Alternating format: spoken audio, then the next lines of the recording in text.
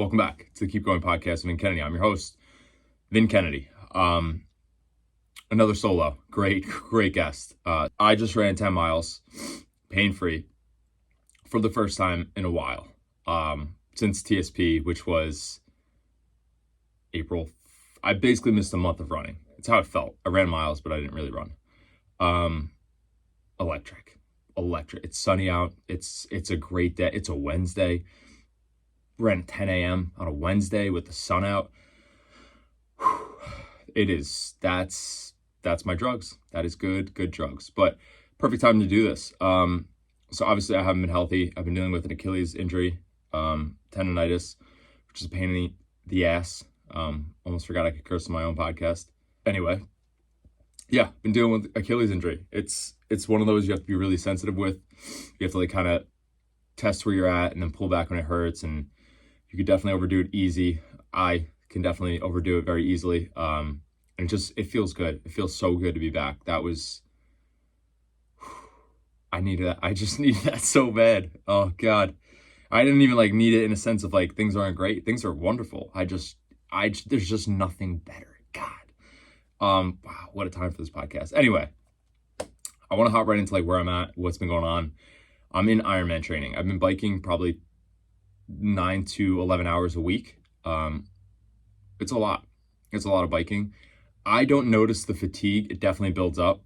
I personally don't notice it when I'm running, when I'm doing other stuff, but it's definitely there. I could see it in paces, in heart rate, in different stuff when I go to do other things. But while I'm biking and then off the bike and just day to day, I don't really notice it. And then I'll go and run and I'll realize 8 minutes feels kind of where my easy pace is at today. And for me, that's on the slower end of easy, or where I was prior to really getting hurt. I was trying to push my easy pace, which I found is something that works for me, just helps my legs turn over faster for when I do want to go faster. But yeah, so I think the fatigue from the biking definitely adds up, even if you don't notice it. And swimming is great. It's the only other thing that wipes me out. And I love that feeling of you really did something worth doing and you're just absolutely wiped. And swimming does that. And it's just a lot of laps basically. So I've been just absolutely hacking gym guest pass. I've been to probably every LA fitness in the Monmouth and Ocean County, and I'm damn proud of it. And yeah, I've just been swimming in those pools. It's 25 yards down one way. So I'm doing, just workouts given to me from a coach. He's actually from the UK. Love Chris Williamson, so big fan of the UK accent. So once I heard the guy's accent, that's it. I'm in. But yeah, so he's giving me workouts. The swimming's good, and it's structured like speed workouts would be for running. So it's really cool to kind of play with that and learn something new and challenge myself in that. I definitely in the beginning got carried away with my paces, just like running. You want to run and swim fast, but you got to pay attention to that easy zone, or you would just wipe yourself out and have nothing left. Luckily, my fitness as far as endurance is so high from running that I kind of could just hold on, even if it's not easy, as far as easy effort, and I feel that. So it's something that I have to be wary of, where it's hey, am I making this hard, but I'm holding on because of my high fitness, or am I actually at my easy effort? So it's just something that I've been battling with, but swimming is really fun. So just an idea of what a workout would be, or I'll do a swim workout and then a typical day or week in my Ironman prep. I'm racing Lake Placid July 21st. This will be my first full. I did a do-it-yourself half. Really fun stuff, but definitely didn't do it the right way. There wasn't transitions. There wasn't a proper schedule. I actually did it out of order as well, but this would be my first real experience with it. So a swim workout, I think I have one today. It's going to be a 300-meter warm-up. So again, down and back is 50. So 2 of those is 100. No, 4 of those is 100. See, I just ran. I'm a little tired. 4 of those is 100. So today my workout will be a 300-meter easy pace swim, then a little bit of a break, and then I go into 4 sets of 400 meters. So that's 16 laps technically. And then I think in between I have a 30 or 40 second rest. And again, so like something like that is so easy to wipe yourself out. Like that's a lot of laps. You have to stay easy and conserve yourself because you have to do that 4 times. And then I think I cool down with like a 200-meter easy pace swim. But another like idea of that would be some of the swim workouts will include specific heart rates or effort levels that I should be getting to. So if I do shorter stuff, it'll be at a harder effort level. Usually the longer stuff's going to be at an easier pace just to build up the endurance. That's a swim. A bike workout would be something similar to like an hour, 15 minutes easy, and then you're doing whatever it is. I'm not gonna do the math right now, but just say 4 times 8 minutes hard, 1 minute easy, or 4 times 8 minutes hard, 2 minutes easy, and then another like whatever it is, 5-minute cool down. So that's an example of that, and it's been fun. It's been a lot of fun. It's a lot of time for sure. I think swimming right now is probably going to start adding up to like 2 hours a week. I swim twice a week. This week I'll probably throw in a third day just for fun. And biking, like I said, I'm between like, I think it's going to stay between probably like 8 to 11 hours a week. And then running, I haven't been able to really run how I'd like to. I think now that I'm getting back into the swing of things, a little more normalcy, I'm going to start ramping up the running a little bit and just do the biking that's prescribed. I've been biking more than I had to. And then same with the swimming. I'll just do the swimming that's prescribed. I'm not going to do more than I have to. The only thing I'll do more than I have to is running. And I think running, I have a plan through my coach, but I think it's something that I'm going to kind of make sure I'm having fun with, because that's when I'm at my best with all of this stuff. I want to send it for a couple short runs through the week, maybe a speed workout once a week once I'm really healed. And then a long run on the weekends. I think that's really what I'm going to start doing. And then these brick workouts are going to be key. It's something that's new for me. So obviously in a full Ironman, you're biking 112 miles, hopping off and running a marathon. So I think the ability to bike for several hours and then hop off the bike into a run, even if it's, just a few miles, just to get my legs used to that type of training. Really excited. But that's kind of where I'm at right now with that. The overall fatigue, like I said, from the bike definitely builds up without me realizing it. And then something I want to talk about was like Ironman training versus ultra training, and just like running, like how I usually run in general. I would say I'm anywhere between like 60 to like 90 miles a week. I would say that's more the norm. 90's pushing it, 60's a little light. I would say I really stay between 70 and 80 when I am where I want to be. But the one thing I noticed is that like nothing burns calories like running, and it's not about burning calories, and it's not about like diet and being like locked in and six pack and all that. I really don't care. I've really switched to like, what can I do rather like, how do I look? Obviously I want to look good, feel good, be confident in that manner. But I really come down to like, what am I capable of, and like, where can I take this? And that's what I love. So it's like, if I have to fuel my body and maybe even hold a little extra weight just so I don't break down, because when I'm like really, I don't want to say depleting myself, but when I'm like restricting myself, I find that I get injured easier. So for that, it's just been funny to notice that like, even though I think last week I worked out for 23 hours, 24 hours on the week, that's including walks, my calorie burn is not even close to what it's at when I'm running 70, 80 miles a week. And it's just interesting. And like, I noticed it with diet, even like the first week of Ironman prep, I couldn't really run because I just came off of my freshly hurt Achilles tendonitis. And I just noticed that like I was holding water weight, and I was just like, I just felt a little heavier, and it's just funny. And like, still feel it. I'm like cutting down right now. But it's just funny because you're doing so much more, but just nothing replicates like ripping through calories like running. And it's not even a reason why I do it anymore. It definitely was in the past, like a reason to punish myself to be able to eat more. Now I literally love it. But it's so interesting that is something that I noticed like right off the bat. It's just, my run volume was way down, biking was way up, and it's just not even close to the same. So that was interesting. The one thing I will say is everybody was kind of telling me like, oh, be careful in Ironman. Like, it's so time consuming. Like, I don't know if, you gotta make sure it's for you. And, I'm not trying to mock any of those people. They're definitely right. I just don't think people understand how much me and my friends run. Like, I run a lot, like 70 to 80 miles a week. 80 to 90 miles a week. It's a lot of hours on your feet. And especially on like a Saturday and Sunday, like a Saturday, I could be out there for 6 hours. And like, that's a lot of running. So even if you're doing, you know, again, all of my data is kind of skewed because I also lift and sometimes I track walks.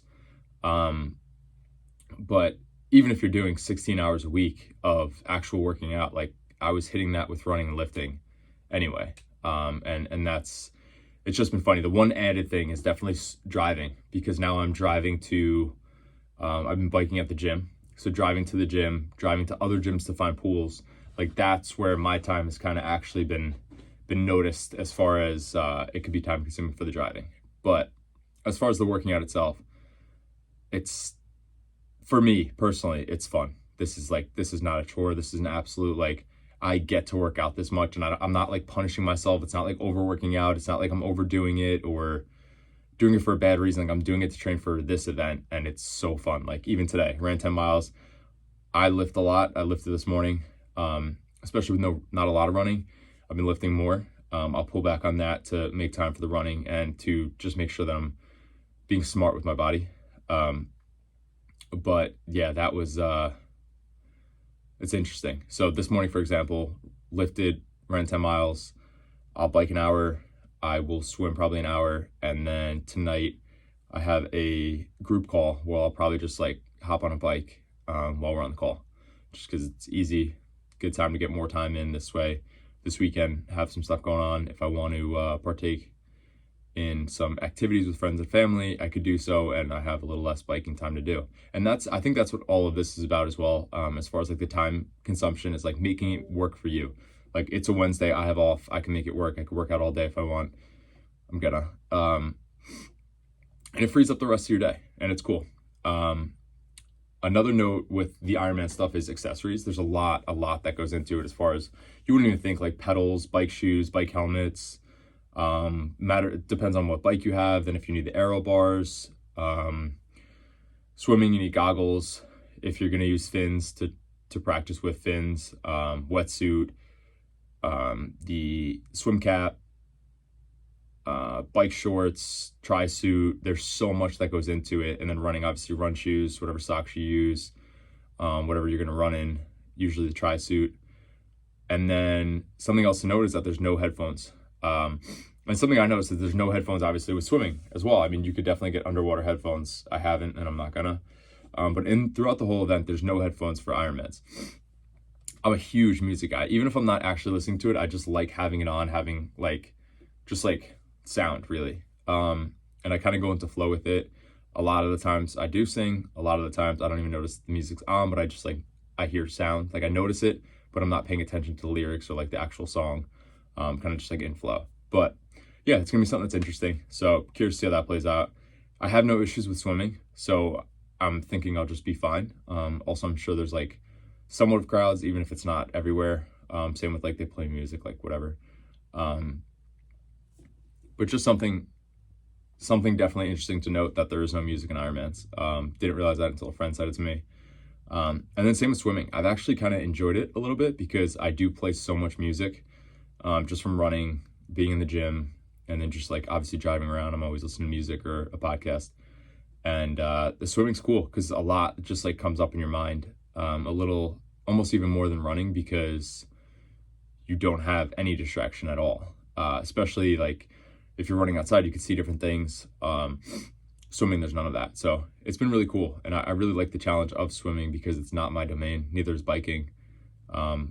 Very amateur in both of them. I have been fortunate enough to, in the past, like just hop in the water. Every year I go to Aruba, I swim usually like a mile a day. Sometimes I would push it to 2.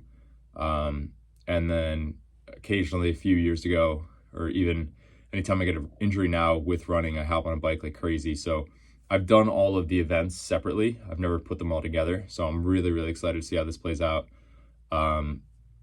This past weekend, a friend of mine crushed a 100-miler, his first, John Jensen. Really, really, really cool stuff to see. Anytime any of my friends take on events like that, it's just like such a fun weekend. Like, it's just, you literally get to hang out with your friends and watch them do something like incredible. There's no other way to put it. John is someone that's like a leader in my eyes, all in my eyes. The guy has 3 kids, and he's a full-time mailman, always on his feet, and he loves it. And I love that. Like, I love the training. So like anybody else that really loves the thing, like I just like, they're just my people. So John and me really bond over that, whether he knows it or not. But it was so cool, just so cool to watch him take that on. He's 37. I asked him like 3 times this weekend, so that's how I know. But like, that's so cool to me. And like a cool mental framing that I had on the drive home from the C&O Canal 100, which he crushed, 23 hours and like 30 minutes. I think he came in like top 20, or 22nd. We'll double back on that. But a cool reframe I had was like, I was driving home and I was like, shit, like one day this might end. Like, it was me, my 2 buddies, Greg, my buddy Dan, John, his family. And I was like, one day this might end. Like, we might not be able to spend these weekends in an Airbnb with our friends doing like 100-mile races. Like, we might have families and other things going on in life, and might have to change seasons. And then, you know, we're just continuing the drive, and like I'm just working through this in my head, and I'm like, wait, like John's family was there. John has 3 children, and a wife, and like they didn't come. 2 kids didn't come, and his wife didn't come, but his mom came, his brother came, his cousin came, and his 5-year-old daughter came. And I was like, that's not true. And even speaking with John about it, like we could literally make these, like when families come into play, like family vacations, like try and make our race not the center of attention, but a part of it. And it could be a cool experience, especially for the kids, like as they get older. Like, what a cool thing. Like, your dad and his friends go to random states to run 100 miles. And if you want, for the whatever day they do the race, you could go and help and crew and just experience it. Like, what a cool way to unlock like potential in a young individual. I don't know why I said individual, but a young person. Like, if I was around that environment, I definitely would have jumped in way earlier. But yeah, so that was like a really, really cool thing. So like, in a way, like I really appreciate John for showing me that, even though I'm not sure if he even knows. I'll tell him. But so that was awesome. And not this weekend, next weekend, Dan takes on the Hellbender 100, which is like 27,000 feet of gain. Weirdo, loves to run in the mountains. So we'll be there. That's gonna be fun.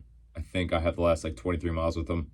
Now that my Achilles has let me run fast today, I feel really comfortable and good with that. I was a little nervous, just not knowing how I'd hold up, but I think I'll be money.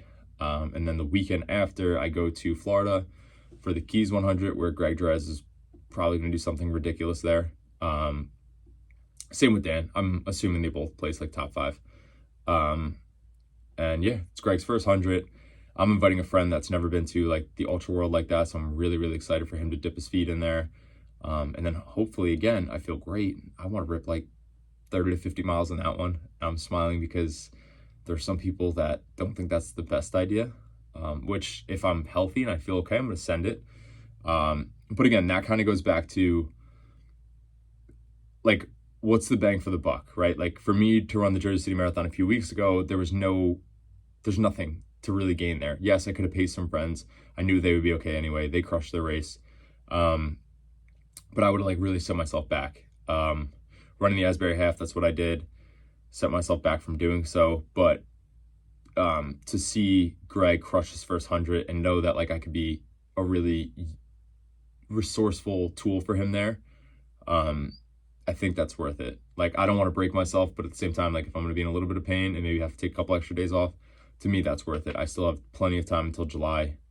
So something I saw today, and just about injury and about just kind of like, if you're not exactly where you want to be as a whole, if you're climbing the hill, enjoy the view. And I think that is just so powerful in so many different avenues. Like, one being, if you're not where you want to be, like, enjoy where you are now. Because you have to be where your feet are. You have to be present, because it makes you grateful and it makes you appreciate what's going on now. And if you're not appreciative now, it doesn't matter where you get to or what you get or who you're with or what you're doing, you're never going to appreciate where you are if you can't learn to do so right now. And you'll always want more. And there's nothing wrong with striving for more, but there's a way to be content and happy in life and fulfilled with where you're at, even though you're working towards more. And the second way to look at it for me would be, you're going to get to a point and stuff where I've been already, and I know everybody has in some ways, because we already have things that we wished for. Everybody does to some degree. But you're going to get to a point and stuff where you're going to wish you were climbing the hill again. And you're probably going to look for another hill to give yourself. So enjoy climbing the hill, enjoy building, enjoy being in your younger years or the early years and early stages, because at some point, like, that's having things isn't fun, getting things is fun. The pursuit is so much more rewarding and fulfilling, and daily, knowing that you're chipping away at something, rather than like when you get to the top of the hill, it's like, personally, I am always like, where the fuck is the next hill? Like, I need to find another fucking hill. But yeah, I just thought that was so powerful in so many ways. But that's all we got. Please comment, like, subscribe, and share. See you next time.